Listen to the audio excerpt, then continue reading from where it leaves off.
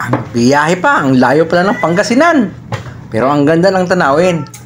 Ang lawak ng palayan dito pala. Di bali, at least kahit paano hindi naman mainit. Tuloy-tuloy lang, ang layo pala ng Pangasinan. Yan o, tubig. Kamati sa bahay. Ang daming tubig o. Kamati. Ay siya. Ito yung ganyan na. Ano yung tubig at sawan ako sa tubig. Bakit ano ba yung tubig? Tubig. Amuting kahoy lang Kala siya. Ano, Dayan, yung mango ano na. Yung naka-plastic na. Nakalagay sa ibang batang. Tapos talaga. Dito pala ang bilihan ng mga santo. Ang dami. Santo oh. Bilihan nga kasi talaga to. Bilihan talaga ng santo dito. Ano? Dami oh. Kasi pa-blessing na. May nag-blessing ata din. Baba na tayo. Puro pilay ka na. Si Kuya.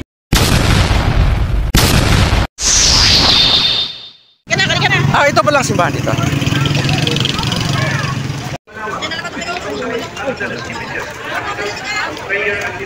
Pala yun. Ah, ito pala yun?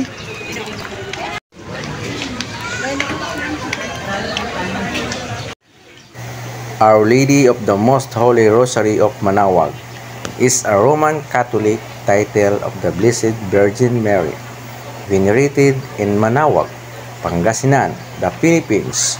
The sacred statue is referred to as Apo Bakit in the native language of local devotees.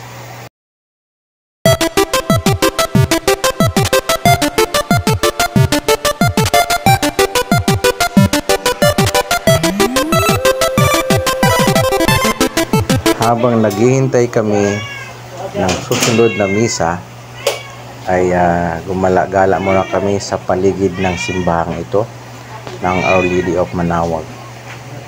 Dito kami muna sa napakagandang tanawin at napakalamig ang simoy ng hangin.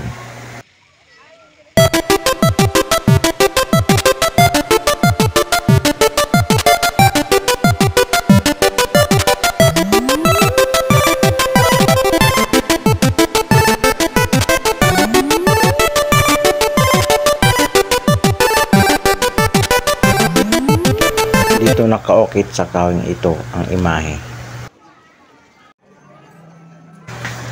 Pumipila kami para umakyat doon sa store ng Manaoag kung saan mabibili ang mga rosary, mga imahe. Ito ang taas ng store. Makikita natin ang mga parishioners. Dahil ngayon ay linggo, marami talagang tao ang napunta rito.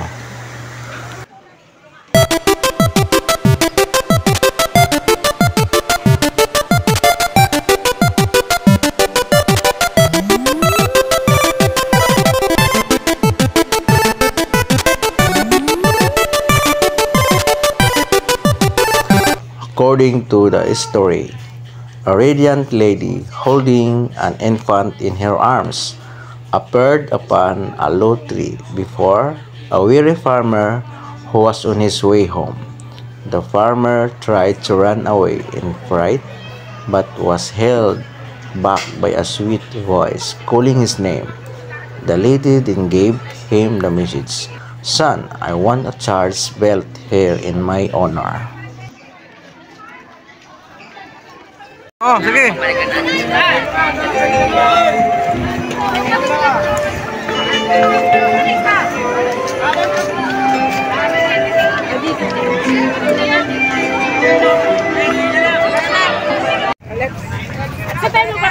Ayan, ang dala natin, oh. Dami na na. Baliktad po, yeah. Nagutom, kumain.